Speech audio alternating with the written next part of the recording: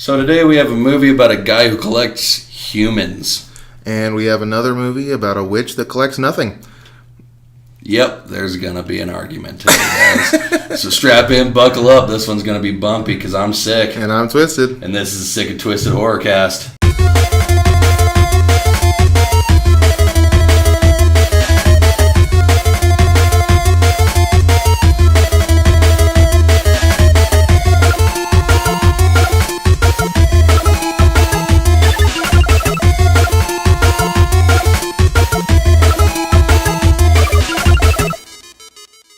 Hi guys, welcome to the weekly podcast. What's going on? As always, we got a little bit of Okay, hang on. I'm going to start out. We are going to have a fight today. Yes, we are.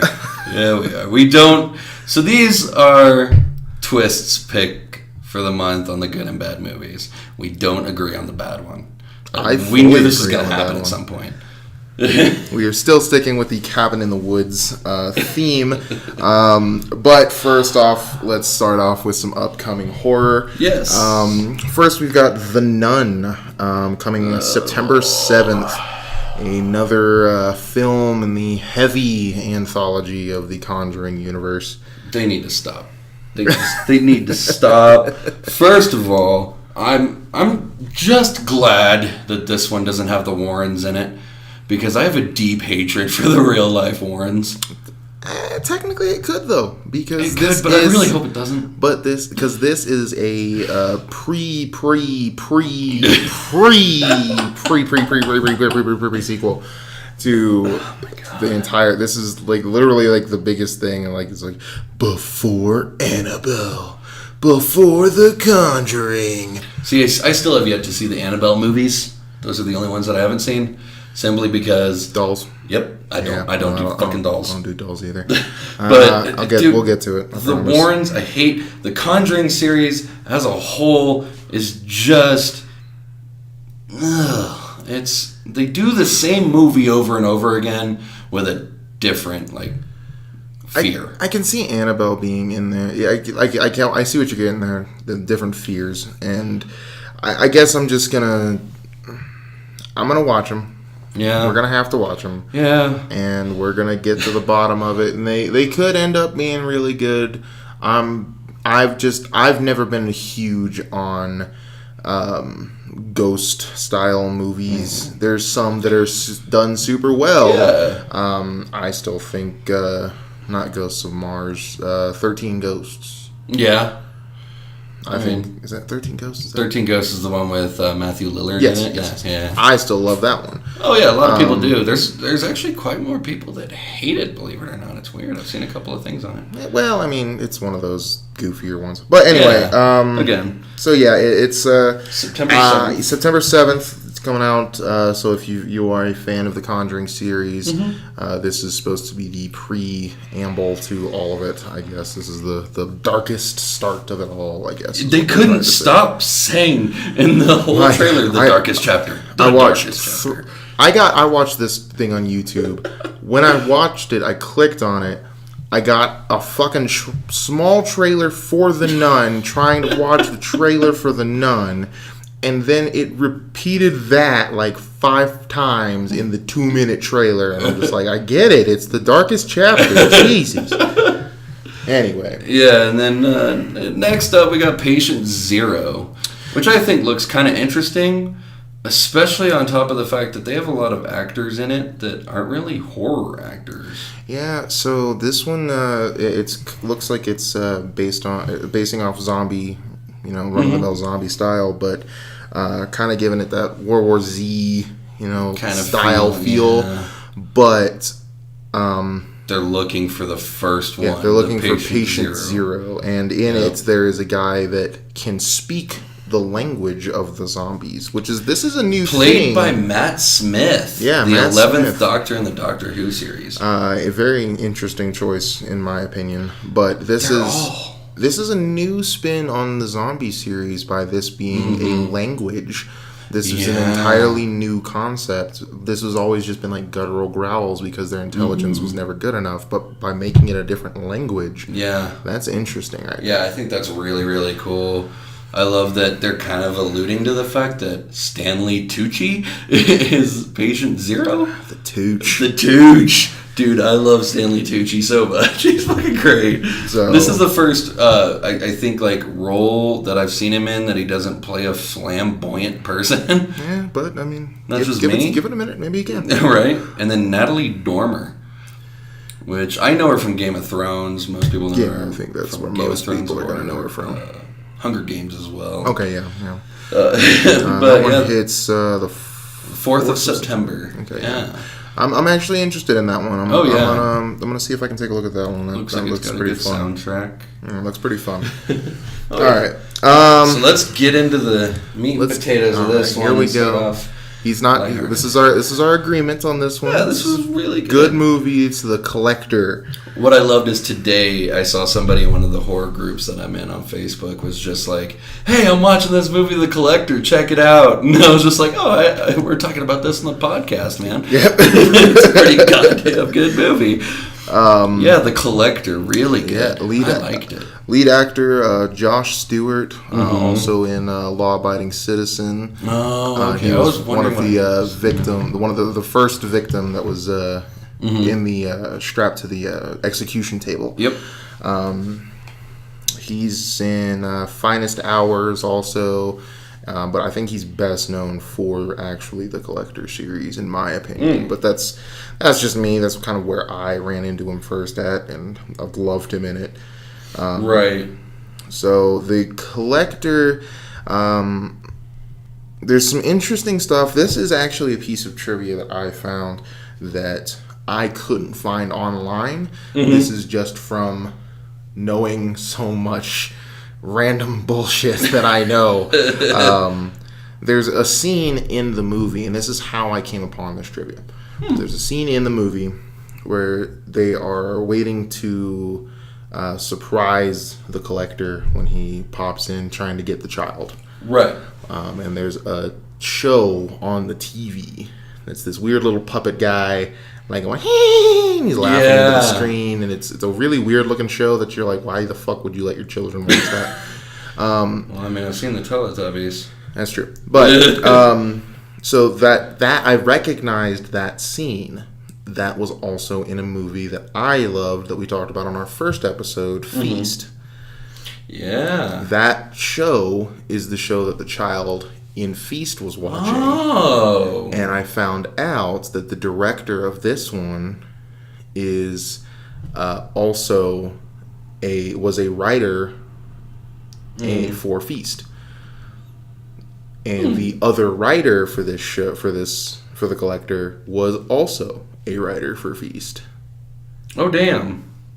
So that is that is the tie-in right there. They were able to pull that back in. I love it when they do stuff like that, though, man. I really, really do. When they could just give, like, an homage or something to, like, their older work or something like that. Yeah. It's really, really funny. Yeah, that's Marcus Dunstan, is the writer, producer, director for The Collector, and was a writer on Feast. And he worked with this movie with Patrick Melton, who was also a writer for Feast. Marcus Dunstan actually is a writer for The Collector, The Collection, which is the sequel to this movie. Feast, Saw 4 through 7. Okay. He wrote on Saw 4 through 7, so he's got some chops on him. I love the Saw series. Of course, he's also got 2 other weird ones that he wrote for. One's called Naked Fury.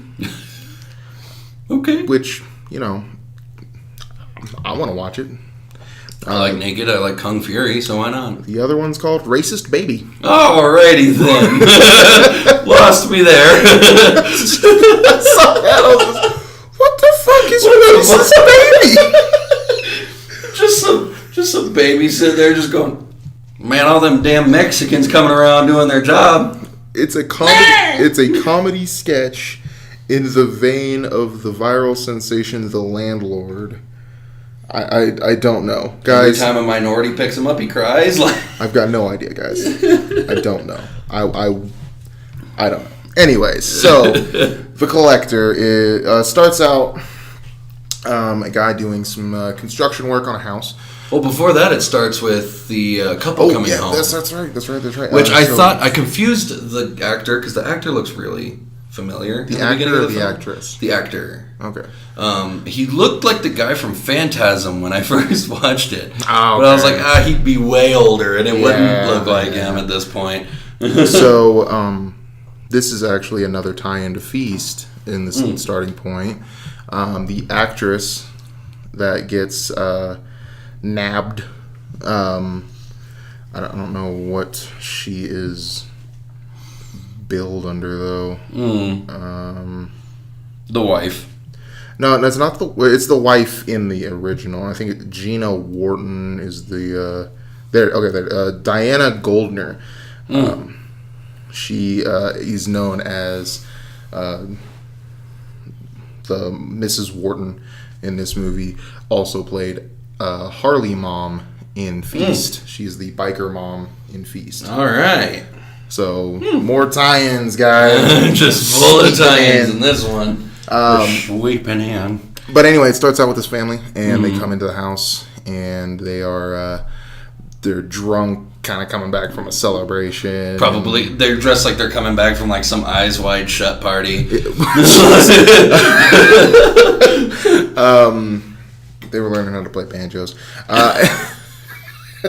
Anyways, they come back in, and they're in this really nice lavish house, and there's just a red box. Yeah, some random ass sitting in the middle of their living room. The power's out in their house, and they sit there, and there's a note on top of it that just says "for the collection."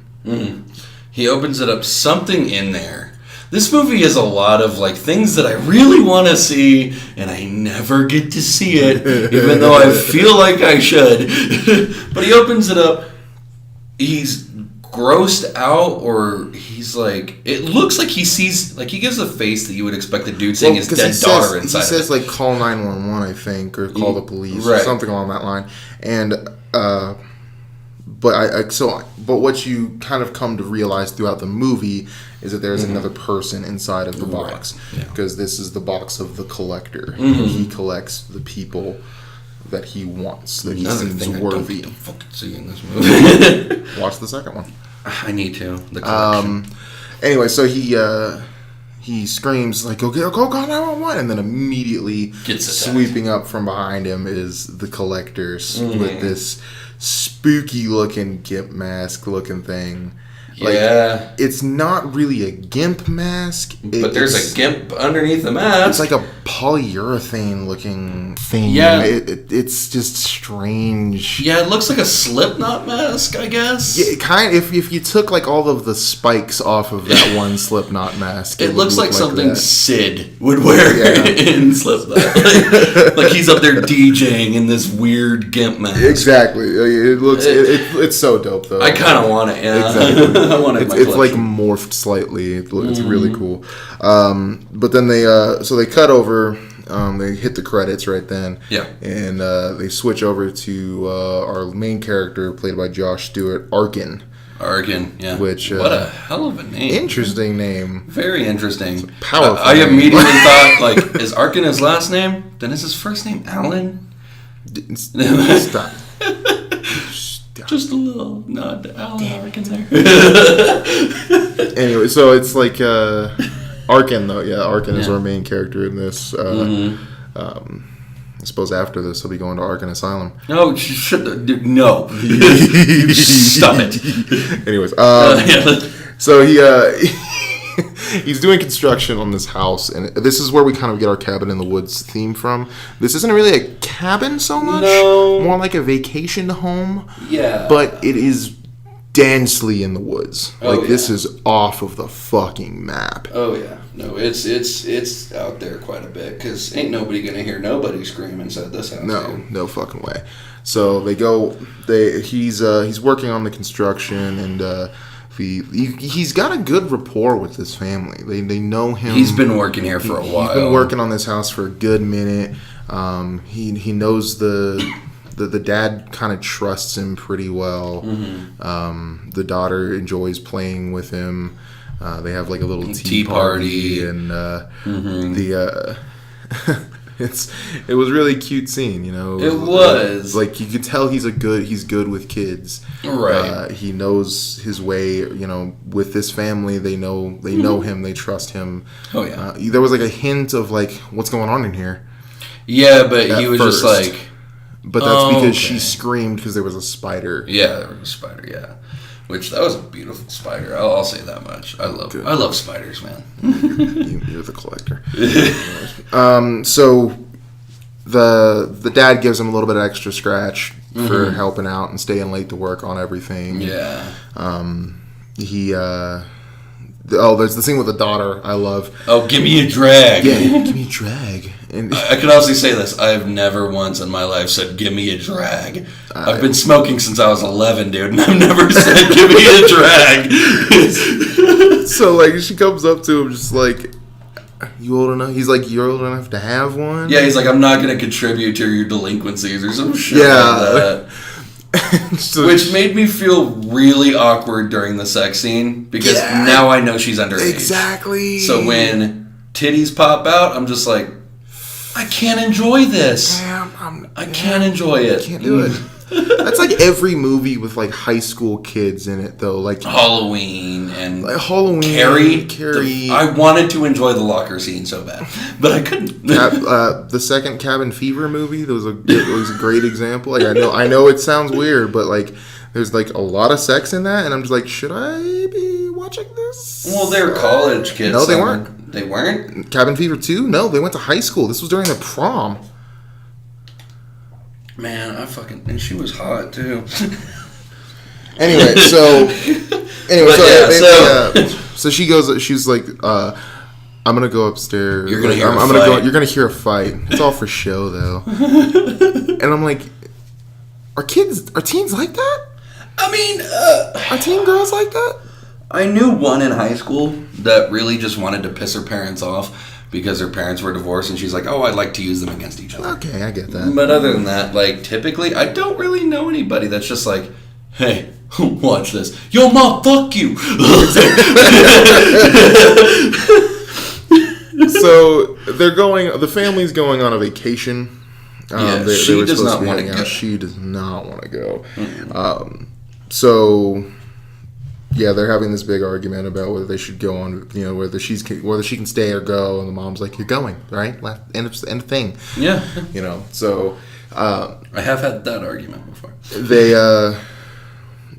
Arkin's standing off to the side having a cigarette, and a wasp lands on his arm, and this is like for me a great scene to tell the calmness of a character. Yeah, he's just kind of like he sees this wasp land on him, and he's like stays perfectly still and looks. He looks up, sees a wasp nest up there, and just like his mouth is like his cigarette was just hanging in his mouth, and he just takes a fucking side puff, and then just blows gently fucking all this smoke on the wasp. Yep. And this is actually a true thing. If you use smoke, it calms wasps. Yeah. It calms insects like that. Yeah. So they don't become aggressive. They just become docile and fly away. Now, I wouldn't try like blowing smoke at like a fucking pissed off wasp. I wouldn't try blowing smoke on a wasp nest either. Yeah. But here at the Sik and Twisted podcast, we don't agree with blowing smoke on wasps. Only you can prevent wasp stings. Stop giving cancer to wasps. All right? Stop it, guys. They got tiny lungs.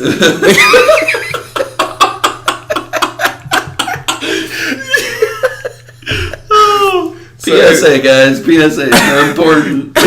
We should do a TED Talk on this shit someday. Guys, wasp cancer kills so many. Oh my god. I can't tell you how many people I've heard of get stung by wasps and they get wasp AIDS. And Jesus. It's tragic. Anyway, so they've got... he blows the wasps away, and he goes over and talks to the insect exterminator. He's like, "Hey man, there's a wasp nest back there." And he's like, "Nah." Okay, here's a little plot hole that I wanted to bring up with this movie. Okay. He doesn't see the exterminator's face. He has the mask on. Yeah. Later on, spoiler alert, we find out that the collector is that exterminator from the beginning of the movie. Yes. Who he didn't identify until he took his mask off. But he's been working there for quite some time, so there's probably been like other and he's not going to wear the mask the entire time. I would. I'm just saying, like, there's going to be a time where you take it off because you're hot or you're driving up. Like, you're not going to wear a mask the entire fucking time. I can see that. So, there's that. This is where he actually goes and sees his daughter at the bowling alley. Yes, and this is another point of him being a really good dad. Like, he questioned, like, when he was having a little tea party, he was like, where'd you get this bear? And she tells him where to get it, and he goes and buys this bear for her with the extra money that he made from the dad. And he's like, yeah, there's this little bear. Yeah, there you go. And, like, at first, before you really know him, like, going back and watching it again, it shows him in the light of just like this model father, you know? Oh, yeah. Watching it for the first time, though, it can be a little creepy. Because, like, you don't know it's his... You don't know, and you're just like, bear, and it's just like, okay, van? Free candy? What's going on? But the mom comes up and is like... Where's the money? What are you doing? She's like, Daddy bought this for me. She's like, oh, fucking hell. And she goes to the back, and she's apparently a cook at this place, and she's in debt with some sharks. Yeah. So he's got to come up with the money by like 2 o'clock or midnight or 2 o'clock, some shit like that. Right. By a specific time in the night to get the debt paid off so that nothing happens to his family. Yeah. So he's like, I'll do what I can. I'll get you the money. I promise. I'll get you the money. This is where we find out who he actually fucking is. Yeah. So Arkin has a past of being a thief. Yeah. And he calls up a contact that he knows, and apparently this is a job he's been planning to do on the family that he's working for. Because the dad is a jeweler. Where I'm just like, wow, I'm glad I know how to work on my own damn house. Right. Well, you're not a fucking jeweler. Right, yeah, that's that too. So he goes and he talks to his contact saying that we've got to move the time up tonight. It's got to be tonight. Yeah. And I need 50%. And he needs 50% because he's got to move this fucking gem ASAP and get the money to get his wife cleared. Yeah. So he heads out to do the job. Gets out there and sneaks into the house. He knows the layout of this house thanks to him working there. Knows where the safe is. Knows where the safe is behind the mirror. He just goes straight to that shit. Like, he sneaks through the house, gets up. He hits a stair that he realizes is a creaky stair. It has a hard, like, to it every time you step on it. And I loved this because it was a great tension piece anytime stairs were used. Oh, yeah. Oh, dude, it was the amount of, like, this whole, like, segment, the quiet. Oh, yeah. Is just insane how quietly he can move around this house. Oh, yeah. And you tell he's got experience. And it's really nicely done. And then he gets upstairs and you hear from that stair. And he's just like, what? Because he thinks he hears steps at first and he's like, not sure. And then he hears that. Yep. And he's like, oh shit. And so he drops the fucking mirror down and he puts it back in place and dips out and like sneaks away. And the layout of this house is pretty interesting because you can get to different rooms. Like, you can go from the hallway to a side room to the bathroom. Yeah. And I love houses that are built like that, too. I really do. So he was able to, because he's able to avoid the collector like this because the collector is now in the house. And I love the scenes where you can just see him listening to a wall and the collector is on the other side of that fucking wall. And you're just like, dude, these guys are both masked, both all in black, both here for two very different things. And now the bad guy has to become the good guy. Exactly. So, this isn't not yet. Not yet, right but now he's still in bad guy mode where he's got to rob this house. And he's that way the entire time, but it becomes more of the good guy as he finds the family. But I think the first thing he finds is this thing.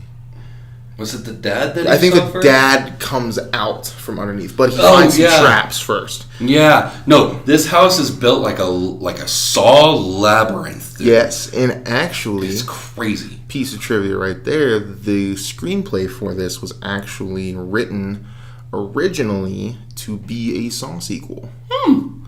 I believe it. Oh, and you can kind of see it in some of the traps. Oh yeah, but like it doesn't follow the rules. No, so it was altered nicely. Yeah, but so this place, like he when he walks in, nothing's really wrong when he walks through the house.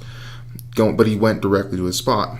Right. When he gets to certain points in the house now, there are traps laid all over this house. There's the room full of bear traps. The chandelier has knives hanging from it and shit. And I thought this was a nice touch because at first it was laying on the ground. Yeah. And it had some knives on it.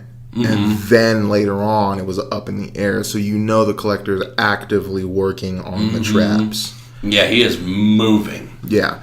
And there are nails on the floor of the bottom floor of the step. There's the razor wire in like strung all across the dining room. Oh yeah, that like filament. Oh god, where he just walks into, he's like, because oh fuck. He starts walking and you just hear and it nicks him. And it nicks him right on the cheek, and he stopped immediately. And you see blood trickle from his cheek. You see it like almost like when they spray like the laser wires everywhere. You're like, oh, you just see like this bolt of lightning strikes in the background, and all of these wires just light up. Yep. You know, and it was really cool. I wish they would have been able to use that room again. Oh, God. I would have loved to have seen like a kill happen in there. Ooh. But even that nick was enough to let you know like this place is fucking intense. Oh yeah, no, he has this rigged to shit. And, so he gets back upstairs. He jumps over that first step. And he gets in, and the dad comes tumbling out of the fucking basement screaming. And he now thinks that it's... Well, no, not yet. So he's cut up and he's bloody, and he's crawling around. And he looks like he's trying to escape. He gets upstairs to the bedroom where he is. He kind of crawling away, and he sees Arkin now. And he goes, "You, why are you doing this to us, you monster?" Yeah. And he grabs at a golf club. And the moment he pulls it, triggers a trap. Yep, and it sucks him right the fuck up. It like zip lines his leg. Oof. It looks like, dragging him through the house. You see one scene where his nails are he tries to grip onto the floorboard, and it rips his fucking nails out. And then he just hits and it up hits and the ceiling, like it zips up to the ceiling over the fucking stairwell, drops him down onto the fucking stairwell. God, what a fall! and the collector pops out, grabs him, and pulls him back down into the basement. Yeah, dude, and like massive points to Arkin on this, because he not only is he moving quietly, but he is also like, oh fuck, that's there. I'm gonna step over that, and you're just like, wow, this guy. It's almost like he's done this shit before. Exactly. This isn't my first time being stuck in a house full of booby traps. I used to play Indiana Jones as a boy. And no, it was really, really cool to see that. And so then he goes through, and he is sneaking through, and he's hearing the dad scream now. Yeah. And then he sees... Is this when he sees the box? No, I think... No, first is the acid room. Because now he's... No, not yet. Because... So he sees the box first. Because the box, like, hits. Yes. And then he opens the box just a little bit, trying to see what's going on, because his box is shifting. Falls the fuck out. And Larry falls out. This is the dad from the first scene that was captured and put into this box. And he's saying, like, he takes you, he collects people. He collects people. Oh, he takes shit. He kills the ones he doesn't want. Yeah. So you're about to die, dude. And he's like, I'll help you out. And he pulls, and there's a fucking like right through his Achilles tendon, dude. Through his fucking foot. And he's just like, and he's like, I can't help you. And he's trying to shove him back in the box. Yeah. But I think he doesn't get him in. He dips out first, and that's when the collector, because the collector hears all the commotion. Yep. Collector comes dipping up. And he just bangs on the fucking box. Yeah. Just tell him, shut up, you know? Yeah, pretty much.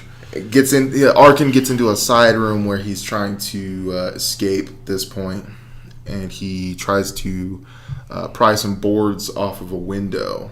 Yeah, and the razor blades. So he pulls at the fucking board, and it triggers another board to fall on top of his knuckles with razor blades and there are on it. Razors stuck to him. I'm missing a fingertip because it got cut off, dude. That's not a good feeling. It really just is not a good feeling. And I'm just like, Jesus, this is fucking brutal. Yeah, that brought back some memories for me, dude. Like, he finally gets his hands free, and he wraps his hands with his shirt. Yeah, because he pulls it out quickly so it doesn't chop off his fingers, but he like de-gloves the top of his fucking fingers. And you're like, it's gnarly looking. So he goes over to the phone, and he's like, I gotta call for some help, you know. Yeah. This is his thought process. I gotta call somebody. And grabs the phone, sticks it to his ear, because like that's the first thing anybody does. Oh, yeah. Like, you grab the phone, put it to your ear to make sure it's dial tone, and there's a fucking needle right on the fucking earpiece. Jams him right in the fucking ear, man. Oh, dude, and it's just like, this dude has thought of everything. Yeah. And, like, you know, most people, cut the telephone wire. Exactly. No, this guy's like, I'm still going to hurt you with it. Yeah, no, you're going to fucking regret. Every move you make is going to hurt you. Exactly. So he's gotten to, I think at this point he makes it down into the basement, where he's hearing the screams, and Well, first there's the cat and acid before that. The acid room that he steps in and loses. I thought that was later, though. No, this is like right after he finds Larry. Okay, yeah. The cat is like screaming and crying. No, because the cat wasn't in acid just yet, was it? No, he kind of knocks it into the acid. It was a bit weird and bizarre. No, I think it was actually in. I think it was in the acid. Yeah. But it was hurting. He gets in the room, takes 2 steps, and realizes his shoes are glued to this floor, and they're sizzling. And this cat is... Yeah, the cat's freaking out. And he's like, shut the fuck up, shut up. And he grabs the cat and is trying to help it by pulling it out. And like, this fucking cat, like, bleeding, trying to get it out of this thing. Very much like a reanimator cat moment. Like, oh, God. So he finally tears it free of this glue and throws it. And it goes towards the windowsill. And the moment it lands on the windowsill, a fucking guillotine comes down. Like, this cat can't catch him. This poor fucking cat, man. But yeah, guillotine comes down and cuts this cat in half. Oh, yeah. And the blood just like spatters him across the face. Yeah. It's like, oh shit. Fuck. And like now the collector, you see a scene where the collector looks up and he knows something's going on. Somebody's here. Something's going on. Yeah. So Arkin dips up onto the bed, grabs some books, and knocks them down onto the floor. Yeah. Over his shoes, which are glued to the thing. To cover them up. Covered them up. And dips behind the pillows because it's like a massive bed full of those little plushy pillows. And the guy comes in the room and he's looking around and he sees the cat split in half and sees books laying around. So it just looks like this cat freaked out. And he's just like, okay. And he dips. Right. And Arkin comes out from behind and he finally gets into the basement and sees the dad. Which is like he's in a chair at this point. The dad is. Yeah. Handcuffed to this fucking chair. And it was just... There was something to the chair. That, like, if he were to move, it was gonna really fucking hurt him. Well, he tells because he goes up to him at first, sees him, so like, hey, what's going on? He's like, my gun. I go get my gun out of the safe. Yeah. What's the combination to the safe? What's the combination to the safe? He tells him the combination. He's like, okay, I'll be right back. And then he goes in and he sees the mom. And tells her, like, okay, I'm gonna help you guys, but I need you to scream. Oh, this poor woman, man. He's like, I'm gonna help you guys, I just need you to scream. So that it can distract, and so he can get up there. He screams, and the collector comes down the stairs, and Arkin just so silently dips up. Oh yeah, dips up the stairs. He's fucking amazing at this shit. And gets up to the room, jumps over that floorboard that squeaks. Oh man, he gets in there and puts the code in, and now he's in the safe. And he sees the fucking Sorcerer's Stone. This is the biggest ruby I've ever seen in my life. Fucking raw, uncut it's the size ruby. of a tangerine, dude. Like, grabs this motherfucking this softball-sized ruby. He pockets that. Jesus. Finds the gun and then goes for the bullets. But collector already found the bullets. Yep. And you're like, fuck. Like, come on. This dude has thought of everything. So it's at this point that he goes down, or no, he hears a car pull up. Yeah. The boyfriend and the daughter have come home. He looks at the door, like he was looking around earlier, and you see that the door is just littered with fucking locks now. Just lock all the way down, like different bolts and styles of locks. Oh yeah, and they're all like the size of a goddamn quarter. Yeah, the holes in these locks. And the collector like hears the car pull up, comes to the back door, and he on this zip style keychain. Yeah, goes, and just unlock. He's like, all right, let's let him in. So the daughter, like, because they try the front door at first, and you're like, oh shit, the chandelier. And then they stop and they go around to the side. Yep. Oh god, it was just so tense the whole time. Is so tense because they get in and they're making out in the kitchen. Rips her shirt off, has her down there on the table. Pins her up on the table, her boobs are out, like making out with her, and the whole time the collector is just in the corner. They're inching toward every little trap too this entire they're time. Triggering, like they're just like there's just wires everywhere. Oh my god. But the collector's just in the corner watching this. Like he's under the table kind of and like just staring, and I'm like, how have you not been seen yet? Exactly. Like you're watching this thing that's just like this. Fuck, dude! And then he's finally breathing heavy. He's like licking his lips. Yeah, it's creepy. It's super creepy. And then finally, like she like opens her eyes and as her head's tilted back and sees him. Yep. And she's like, what the fuck? Like, freaks out and he stands up and he's got a knife in his hand. Yep. And the boyfriend's like, what the shit? And he comes up and fucking takes a swing, goes to punch at the fucking collector. He just moves out the fucking way. No, he didn't. Or no? This is where the collector took the knife and stabbed it through his fucking knuckle. Huh. And he's just like, oh god. And like he staggers backwards and steps. He gets kicked. And this is where he triggers one of the traps that's on the floor. Yeah. Comes down and cuts off some of his fingers. Yeah. Oh god, this poor kid, man. This dude is just getting the shit stomped out of him. Staggering backwards and he's holding his hand. He's like, oh god. And he steps in a bear trap. Falls back onto all of the other bear traps, and one goes through his fucking face. And I'm just sitting there going, ah, Jesus H. Christ. Like, this is fucking brutal right now. It was beautiful. And so we see the death of the boyfriend. The daughter is freaking the hell out right now and goes through, and so the collector grabs the daughter now and ties her up to the railing with barbed wire around the wrists. Oh god.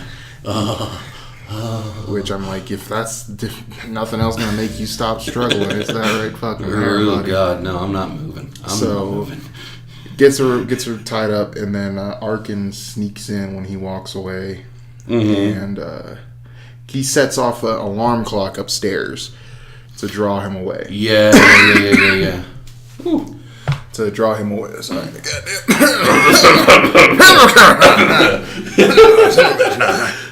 I'm the only one that coughs on this podcast. Sorry, my bad. Biting his stick here. So yeah, he sets off an alarm clock upstairs, draws the collector away, runs up, clips her wrists free, and she's freaking out, wondering why he's there. Yeah. And backing away, trying to figure out what are you doing here? You know, he's dressed like a robber. You know, he's in all black clothes. Yep. And he's always like, calm down, just gotta be quiet, calm down, just easy. And she grabs these scissors that are on a shelf, which triggers a trap. Yep. Oh God, this death is just insane. The scissors are attached to this thick wire, which flings her against the family. It was a backdrop for the family's photo reel on a it was like for a projector screen, and slams her in, and behind it are these huge nails. 9-inch nails, dude. Oh man. And immediately when I saw that, I looked at my girlfriend, and she was like half asleep though, and I was just like, hi kids, do you like violence? Do you want to see me stick 9-inch nails into both of my eyelids? And she was just like, really? Eminem?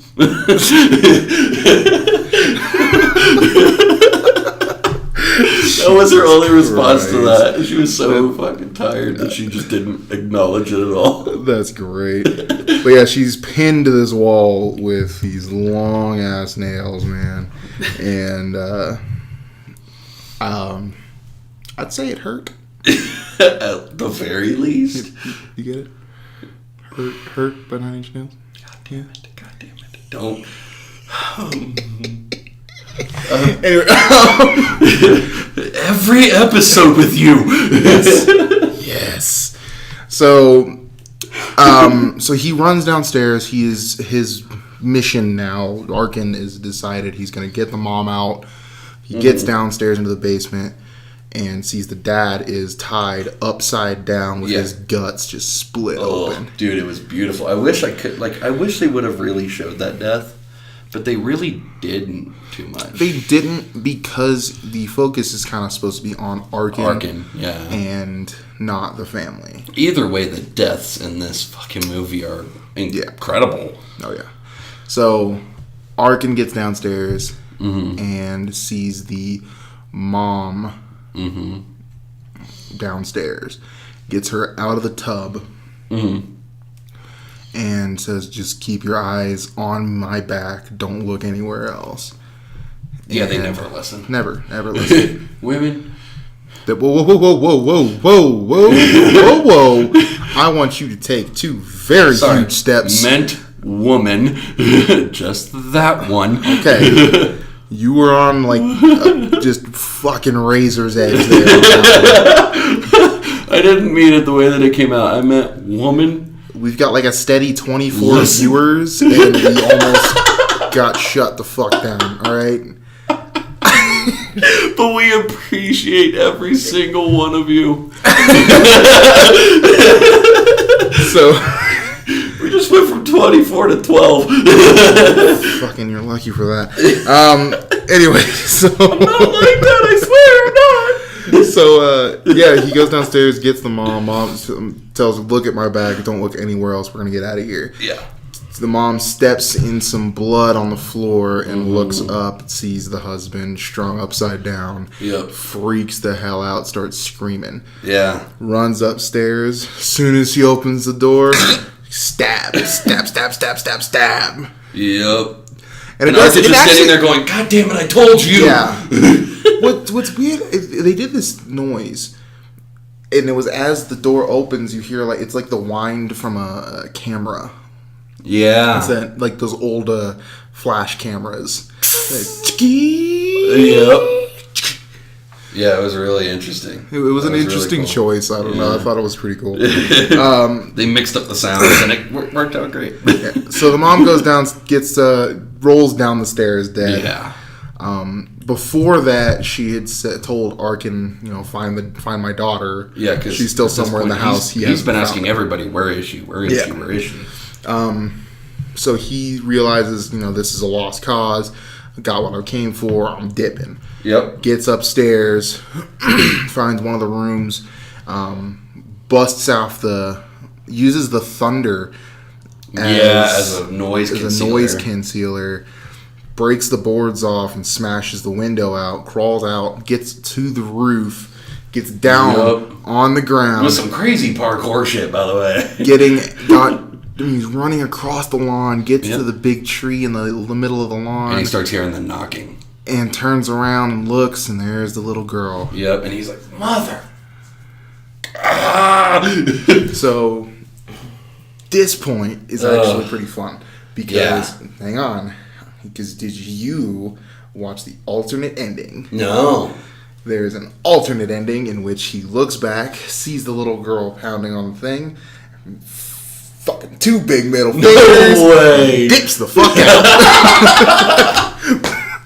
Which is actually another connection to Feast.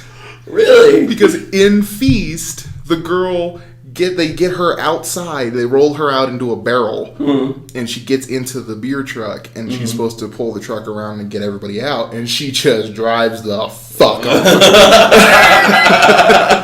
Oh god, I gotta watch this fucking movie. So yeah, I thought that was a fun alternate ending. That's really cool. A nice little callback to a movie. I'm gonna have to watch that for sure. That's great. So anyway, yeah, they but he's instead in the Rio version, he sees the little girl knocking on the window, dips back in the house, right, finds the little girl, and they kind of set up a little. This is the first time the collector actually sees Arkin. Yes. Also, I do want to add in with the wife. Before Arkin came back down to her, the collector had covered everything in gasoline. No. This was after her death. Because because he's like cutting her up. Because there's a tape recording. Yeah. That is of her screaming as he sews her mouth shut. Which I thought that was kind of interesting that he recorded that. Like, it's not only is he collecting these bodies, but when he does deaths, he has to keep a little something. Yeah. But that was after he stabbed her a bunch. Yeah. Because remember, she opens her mouth to scream. Right. Oh yeah. She wasn't quite dead whenever she got stabbed. So yeah. Okay. He tortured her and then dumped her and put her in a bathtub full of gasoline. Yeah. So, what happened? It was they go and they this is when they start trapping. Right? No, not quite. This is when they set up a trap.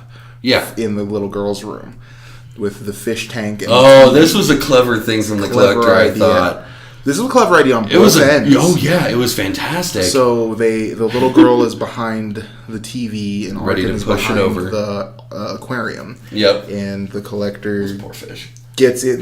You hear the nah, bow, bow, bow. Yep. Banging on the door. But they don't realize that he's using the head Larry's of Larry body to knock on the fucking door. As a fucking battering ram. Yep. Gets through, dumps Larry's body onto the floor right as he pushes the aquarium over. Water floods the floor. She pushes the TV over, electrifies the floor. Yep.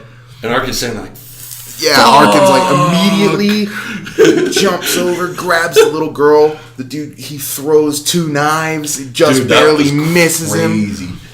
Oh, he scoops the little girl up, and they dip into the bathroom, and he turns, and there's fucking fish hooks hanging from the bathroom ceiling that catches him just in the eye. Oh, God. Oh man, it was gnarly. So, he, they're like, where do we go? What do we do? Right. She's like, the laundry chute. So he lowers her down into the laundry chute at the same time as the collector's got a dog. Yeah, the dog. Oh, the fucking dog, man. Oh, the dog. And oh, fuck. Because is this before or after the dog took out the cop? Do you remember that? Yeah, no, this is before. Because... the cop sees the boyfriend's body. Yes. So, this is before. Okay. So, he...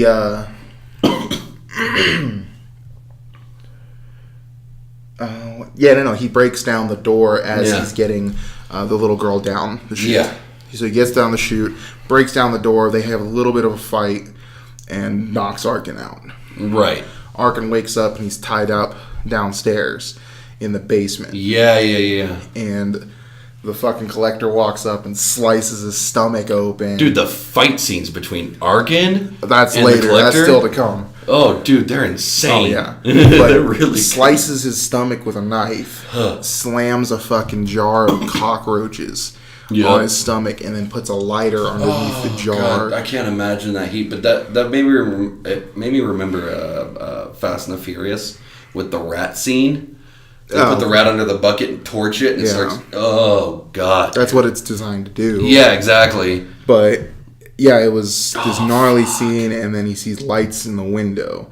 Yeah. The collector sees lights in the window from a cop that's pulled up. Yep. I remember this now. Yep. So the cop pulls up, and he's got his gun drawn, and he's aiming it right at him, and he starts to call for backup, and this fucking German Shepherd comes up, chomped right on his fucking neck.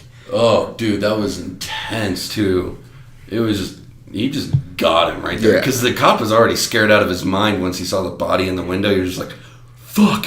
And he's shaking with that gun. He's like, fuck, this doesn't happen in our little town. Well, what's great about that scene is that you think those dogs, in the beginning of the movie, there's a small jump scare with those dogs against Arkin. You're thinking that they're for the family. That's the family's dog. Yeah. That's the collector's dog. Yep. And I thought that was fucking awesome. Oh, yeah. I thought that was great. But in the meanwhile, Arkin is downstairs. He is fish hooked by his hands and his back. Ooh. And he literally just tears his hands down. And just leans pulls his fucking back free. What I loved is that he didn't really pull his back. He did what I think I would probably have to do, which is just go dead weight and just let them pull out. Yeah. Oh, fuck, dude. It was beautiful. Oh, yeah. And he sends the little girl... is this where he sends them back up the chute? Yes, because she's been hiding under the desk. Yes. So he sends her back up the laundry chute. He goes up too, gets a trash can, lights the trash can on fire. Yep. The dog comes running up the stairs. Shoves it onto that dog's head. Busts through the door, and he has a fucking fiery trash can surprise for that dog, man. Yep. It's the one time where I've been like, yeah, get the dog. The dog's head jammed in the freaking trash can. And then he chucks the whole dog at the collector who has the cop's shotgun. Yep. And uses that as a distraction. Yep. Oh, man. And the collector shoots the dog instead of him. And he busts through and just bit and knocks him right in the face. And then they have this knockdown, drag-out brawl in the kitchen. That fight, man. That is not... it's not stylized. No, it's not like choreographed. Intelligence versus intelligence. Exactly. It's very much so like... what's around me, what can I use? Exactly. It's like what a real fight would be if you're in that situation. I'm not going to use rules. I'm not going to fight fair. I'm going to hit you with a pool table. Yeah, this isn't like two martial artists fucking throwing windmill kicks all the time. No, this is like they're rolling around the counter on the ground, taking whatever shots they can grab. Oh, yeah. Blocking knives with the freaking oven doors, man. Dude, like, it's insane. Beautifully I loved done. it. And in the struggle, Arkin gets the fucking keys off of the guy's chest. He also gets the mask off of him. That's whenever he gets knocked out in the bathroom. That's right. But I hated that. Because he takes off the mask and I'm like, okay, what's he look like? What's he look like? Because in every other movie, including Halloween, Friday the 13th, you see the motherfucker's face. Yeah. And I've just been dying to see this goddamn dude's face. You didn't see it in the first one? Huh? You didn't ever see it in the first movie, though. In Halloween, you did. In Halloween, yeah, but you gotta wait for the sequels. And in the sequel, you see his face. All right, I hope so. So yeah, anyway. You're so salty about this. I am. So he gets the keys off of his belt during the scuffle, and he goes to the front door and realizes the key was snapped off. Mm-hmm. And they're looking like he's with the little girl and they don't know what to do. And you see the collector come around the corner with the shotgun. Yeah. And you see Arkin and the little girl and they're huddled up. And he just kind of puts his head down. Oh. And the collector fucking fires. Boom! And it's a fucking mirror. Fucking mirror breaks. He had put the mirror in front of the door. Great. Oh, it was so genius, because even I was like, fuck, this is about to go down, dude. So he put the mirror in front of the door so that he would blast the door with the shotgun and open the door. And from behind, he stabs him with the fucking chandelier knife. Or no, he dropped the chandelier on him. Yeah. And at this point, I'm just like, go Riders. Go Riders, because he even got me, dude. Fucking the beautifully done. Beautiful. And so he gets out the front door and they're booking it through the fucking woods, man. Right. And he sets the little girl down in the bushes next to the side. Oh, yeah. Runs out onto the highway waving down and gets hit by a car. Yeah. Hit by a fucking cop car. He got fucking slammed by that cop car, dude. But they stop and they... there was the whole fucking crew was on their way to save him. And he looks over and he sees the girl and he sees the collector walking up. And he's like, what the fuck? No, get him. Get him. And it's a cop. Yeah. He was just like hallucinating, which you would after you get hit by a fucking car. Concussions. So they get him into the back of an ambulance. Yeah. The girl's safe. And then they're driving away, and then wham! The fucking ambulance gets T-boned. This poor dude can't catch a break. He just found out that it's the right time for him to go get his wife. He still had enough time. Yep. Everything was good. Nope. And gets slammed. Fucking ambulance rolls and rolls and rolls and rolls. Fucking lands upside down. Yep. Back door just hanging there. Oh yeah, and back door swings open. Collector fucking chucks a knife in and kills the fucking surviving ambulance member. Oh, dude. Cuts Arkin free, starts dragging him towards the fucking truck in the mud, pops him in the fucking face and chucks him into a red box. Yup. And at this point, I'm like, oh, wait, no. He has to get to his wife and his kid. No. Nope. He slams the fucking lid shut, and that is the movie's end right there. I actually really liked that ending, because I was just like, oh, God, there has to be a sequel at that point. And there is. Exactly. So I can't wait to see that. And I'm sure we will talk about that one day. Such a beautiful movie. Yeah, no, it's a fantastic movie, really. Like, if you get a chance to watch it, it's intelligently done. Really get to well see this written. Great battle of wits. Oh yeah, it was crazy, dude. Like, I was just watching it, like, it was more twists and turns than an M. Night Shyamalan movie, dude. It was insane, bro. Like, it's an intelligent fight the entire movie, and you just love seeing stuff like this. Oh yeah. So kudos to them, for the writers and directors. Yeah. So we're gonna move to our second. Don't fucking get me started, man. So pretty much what I'm gonna do is I'm just gonna ask Sik why. Okay. So why? Let me finish. Let me get the lead in. The movie we're about to discuss is my bad for the week, which is my bad for life. And I feel like I'm beginning to sway his opinion a little bit. I don't want to, and that's the thing. It's like when I'm trying to argue with people on the internet, and then they start to sound right, and I'm like, God damn it, no, I gotta still argue. Why do you like the Blair Witch Project? Okay, so, as a kid, I wasn't allowed to watch this movie, because apparently my dad and my uncle had scared the ever-loving shit out of my mom and my aunt because of the advertisement coming out of this movie. And then they went to go see it in the drive-in in California. And man, that must have been I'm not going to get into it yet. No. But, I grew up with my dad telling me about the advertisement for this movie and how it was like one of the first. It was the first movie to be. Most of its advertisement was online, and then they hid the actors away for a year. So I mean, if you think about it, when this movie came out, it must have been way more terrifying when you saw it, because now you're immediately thinking, "Oh my god, all this stuff." And then they release it and you go see it and you're like, holy fuck, this is real, dude. Like, there's no way it's not. That would make it more terrifying. Nowadays, watching it, if you don't have that leading into it, then you don't really have that scare factor. But I know you hate this goddamn movie. Fuck me running, I do. God. I love it. Damn it. For what it was. Not for what shit. it is. It wasn't at the time. That's the thing. It's kind of a piece of shit. I'm sorry. Buddy.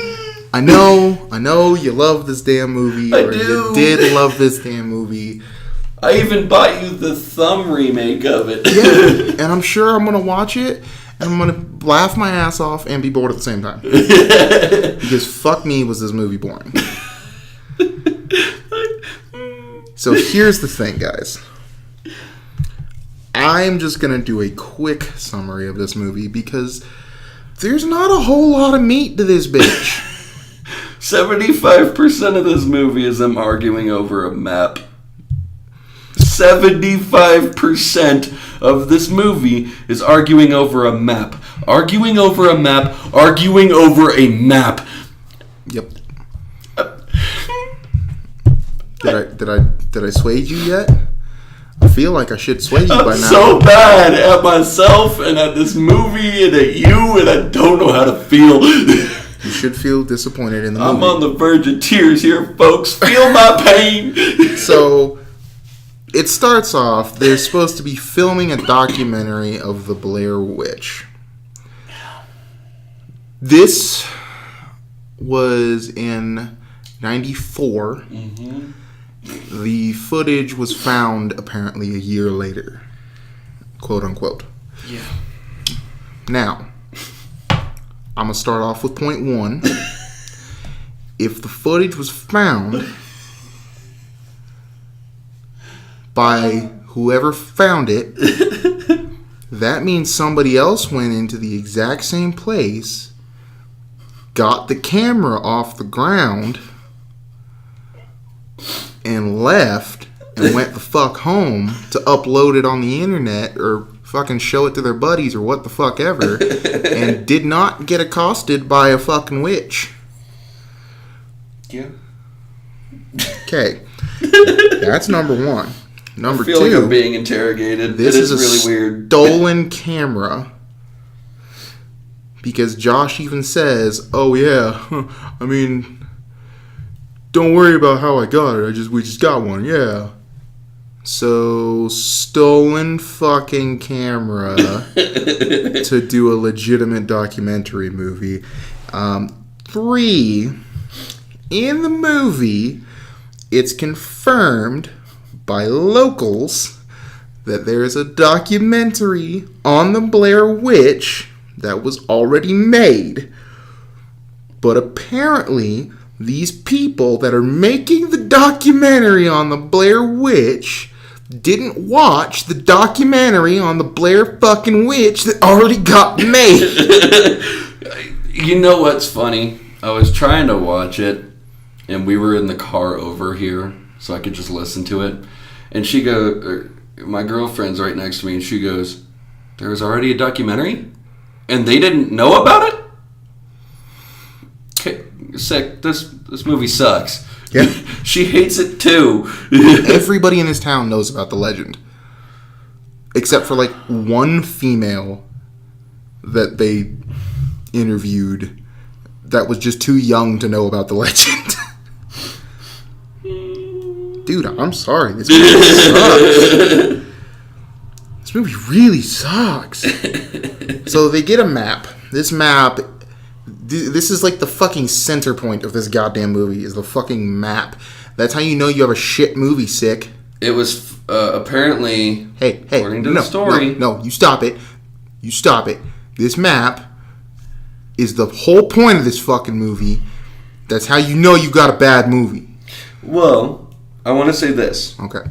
No trace. This is from the actual like advertisements from before the movie came out.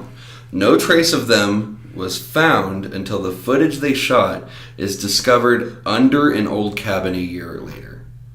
So it was found in a different cabin, apparently. So you're telling me that the witch took the camera and moved it to a different cabin? Yes. Why the fuck does the witch care about evidence? Because she doesn't want to be burned at the stake. This movie sucks, Sick. What really sucks is I went to go buy it on DVD because my DVD got lost in the move. And your DVD player slapped you? No. I went to the local like DVD place that we go to. Uh-huh. And And I found Blair Witch. And the owner and I bought it. No, but literally the little girl at the counter was just like, I thought you were a horror fan.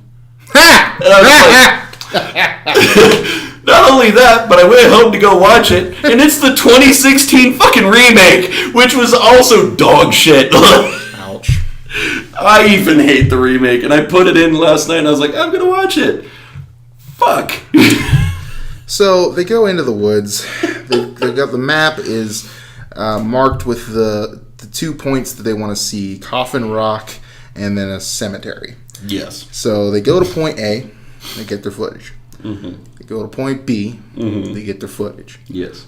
On the way back, the guys start complaining about them not noticing anything or remembering anything, and thinking that they're lost. Okay, so at this point in the movie, when I first saw it, I was thinking, oh, the witch is real. The witch is fucking with their minds. And it's leading them in circles, and they're misreading the map. They're not. The guys were just being jackasses because... Okay. No. Shh. You listen to this point. There's 3 points. Point A, which is Coffin Rock. Point B, which is the cemetery. And point C, which is the car. Yes. If you go to point A, that's a line. If you go to point B, that's another line. I'm not going to retrace the other 2 fucking lines to get back to point C. No, I'm going to go from point B straight to fucking point C. It's the straight line. It's the shortest goddamn distance. Learn math. Geometry, motherfucker. It's a hypotenuse. That is the first time I've heard the word hypotenuse used to judge a movie. Oh my god.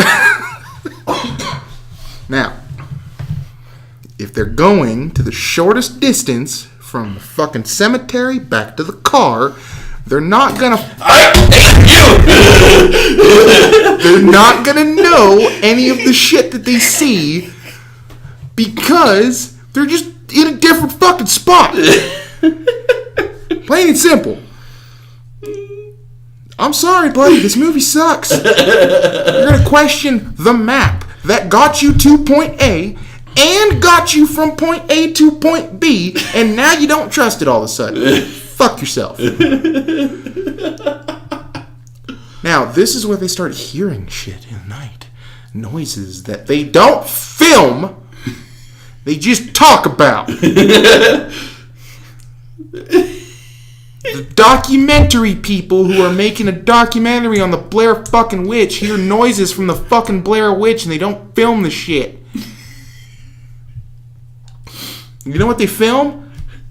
Piles of rocks. Those are called cairns, sir. No, they're piles of rocks. They're piles of fucking rocks. That's what the fuck they are. And anybody could have made them shits. Typically, cairns are about 6 feet tall. But they just decided to make some smaller ones. These were 6 inches. If they were lucky. Okay, so The rocks. How are you going to find that many rocks when you're paid $60,000 to make a movie? Oh my god, rocks around the fucking... Oh my god. I fucking hate you. Guys, it's rocks. You're such a dick. They're coming for us, the rocks. Piece of shit. So, they keep traipsing through the fucking woods. Oh, God. At one point, at the middle of the night, they hear fucking noises, and then they just run through the goddamn forest chasing fucking noises. Do you remember the fucking boxing scene from Freddy? Oh, God. You remember that? I was just talking about this on one of the Facebook pages I'm on. Yeah, you remember that boxing scene? How long that was? Yeah. How boring that was? Yeah. There's 2 scenes of equal length of them just running through the dark. You don't see shit except for the occasional finger that passes through the front of the fucking camera. You see diddly dick. I'm sorry, this movie sucks. You wanna know how bad it sucks? It sucks so bad that they take a fucking map and admit to the fact that one of the guys kick it in the fucking creek. He's laughing about into the creek. Kick that shit in the creek. It was fucking useless. It got you to point A and it got you to point B. If you would have shut the fuck up, bet you it would have got you back to point fucking C. But no, they don't. So he's fucked. They're just all fucked now. Oh, man. And now there's fucking twigs that are assembled in fucking, like, people-looking shapes. Oh, man. No, that's so bad. Twigs. Oh, my God. First rocks, now twigs. I will add this about how bad it is. Next will be the leaves. I will add this about how bad it is. That he's right up on them motherfuckers before he goes, oh shit, I didn't even notice these. Yeah, exactly. You're a documentarian, bro. One guy is a fucking sound expert. The other is supposed to be the fucking video operator. Oh yeah, he's a sound expert. But this is what he says about the noise he hears. The first one could have been an owl, but the second one was definitely cackling. Yeah, which you didn't bother to fucking record. Sound expert. Genius. This movie sucks, people. I'm sorry. Plus, they're fucking like horrified running through the goddamn woods thinking they're being fucking hunted. The 2 guys are doing nothing but cracking goddamn jokes and singing the fucking Star Spangled Banner as they're walking through the goddamn woods. No. Yes. No, this one is very legitimate because you've seen me handle stress.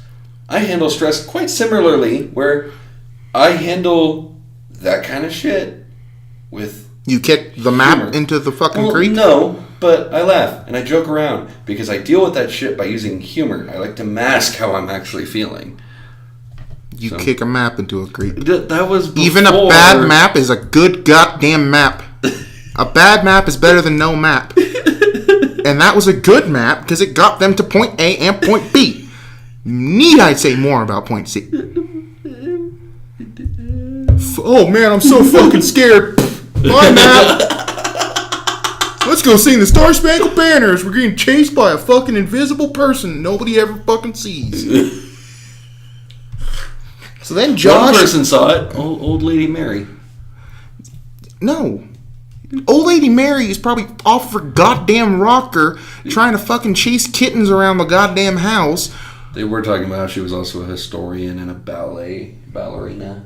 Yeah, a ballerina, a historian. I'm sure shit. she also fought in the fucking war.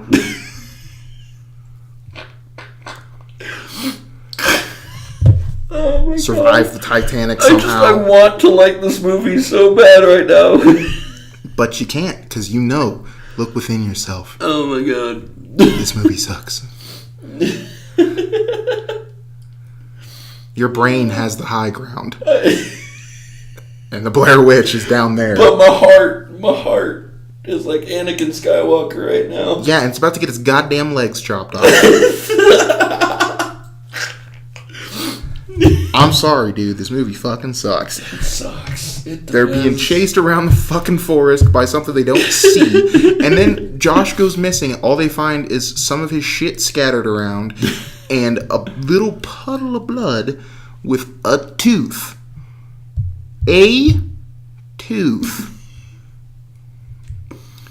Mind you, they got the director got the tooth from his dentist because hard to get teeth. It's not that fucking hard to get teeth. So then they go and they're fucking running around the goddamn woods some more, and they find the fucking cabin. Yeah. And like I think you hear Josh in the distance a little bit. Hey, yeah, guys, saying hey. Yeah. Not calling for fucking help. Just saying hey in Josh's voice. And Mike, which is supposed to be the witch being able to mimic his voice. Oh shit! So now we've got them finding a house, this cabin in the woods, and they go in, and Mike runs upstairs, and then out of nowhere, I think I hear him in the basement, and starts running goddamn downstairs, leaving fucking Heather behind. And then Heather finally gets to the basement, sees Mike standing in the fucking corner like a bad little boy. He's a bad boy. You get in that corner. You kicked a map in the creek. You put your nose in the corner. And then Heather just drops. Oh, God. And that's how the fucking movie ends. Shittily. This movie ends shittily. Yeah, you fucking pout. This is a bad movie. I'm sorry. So... Fuck you. Now, I'm going to bring up something because I heard it online. It is a theory. It's a movie theory that I like the theory. It doesn't make the movie any more interesting. Rewatching it, though, and having that in the back of my head, I'm like, I'm watching everything. So and it makes a lot more sense. It does make a hell of a lot more sense. Than fucking paranormal bullshit. Doesn't make the movie more interesting, but... So the theory is that Josh and Mike have plotted to kill Heather. Mike has never met Heather before. Rewatching this movie and seeing how this girl acts and talks and everything, I'd fucking kill her too. I wouldn't. She knows how to read a goddamn map. So... Josh and Heather are... I kind of get the feeling that they were formerly intimate. Yeah. And there's actual diaries online that talk about the more in-depth of the journal, the day-to-day journal that Heather keeps. That was part of the original advertisement of the movie. Yeah. And the theory is that Josh and Mike plotted...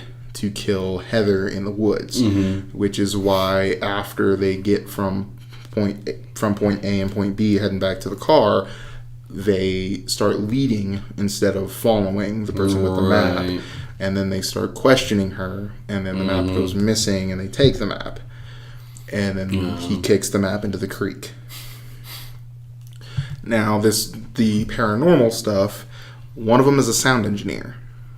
So not hard to rig up sounds anywhere. Or plus, two of them are sleeping in one tent while one of them sleeping in a different tent. Yeah. So one person's always unaccounted for. And actually in the diary it says that she sleeps like a rock. So nothing really wakes her. Right.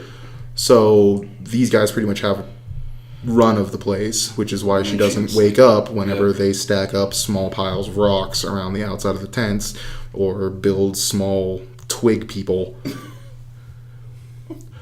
And we already know that teeth are easy to get because the director can get it from a dentist. So teeth and a little bit of blood, not hard to come by. So they do this whole elaborate plot, then Josh goes missing all of a sudden. Not hard for Josh to just run to a cabin in the woods nearby, which Mike leads them to perfectly. Then Mike runs upstairs, gets Heather to follow, and then runs all the way downstairs in time to get in position. And then Heather is struck from behind by Josh. Yeah. And murdered. Yeah. Eli Roth, please remake this movie. It makes a lot more sense if it's a murder.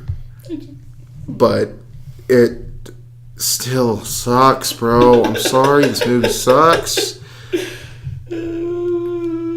Sucks throbbing hard cock. Eli Roth, please save this movie. Steven Spielberg can save this movie. Make me love it again, please. Sorry, buddy. It's over. Stephen King couldn't save this movie.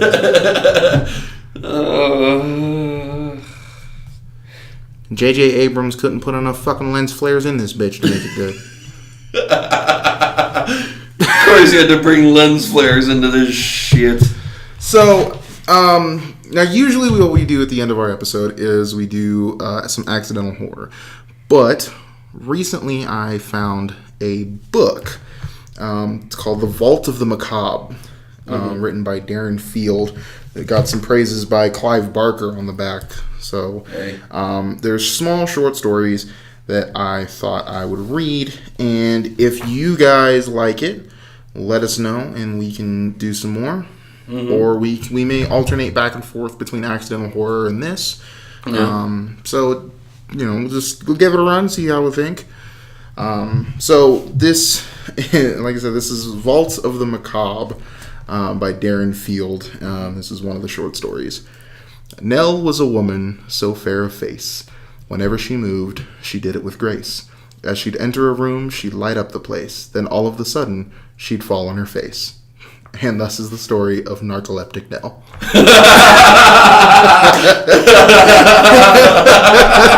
Oh my god, that shit's great. Let me see this shit. Some of them are kind of scary. Some of them are pretty funny.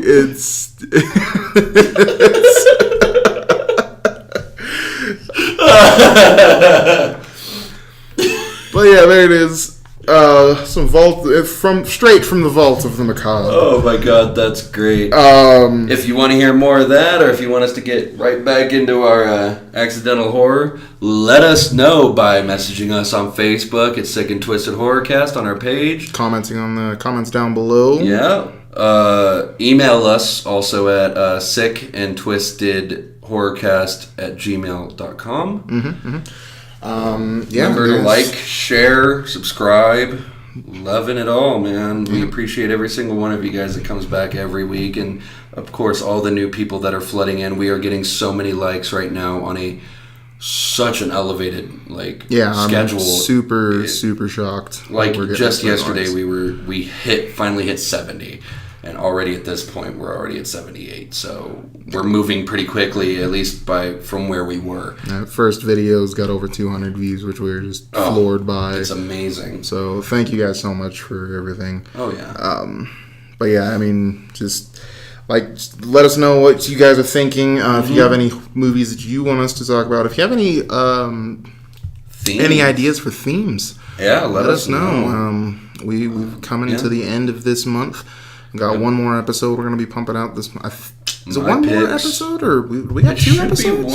It should be one. If there's two, then we got to make it good, because we're running out of bad cabin movies, man. They're coming hard to find. Really? It's surprising how... Oh, dude, we do have two more. We do, son of a bitch. The last day of August, man. Right, we might just throw a little bit of a curveball in there. You guys get 5 this month, so there you go. Yeah, so we'll see how this goes.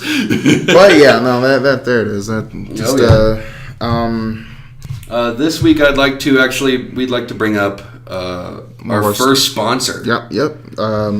We are sponsored by the Rampage Room this week here in Colorado Springs, Colorado. Yep.